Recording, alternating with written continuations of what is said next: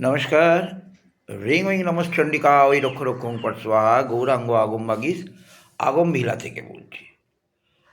মহাশ্মশানের মহাচিতায় যেখানে মানুষকে অগ্নিতে প্রজ্বলিত করা হয়, যেথায় মহাশক্তির অবস্থান, এটা আমরা সকলেই জানি। আবার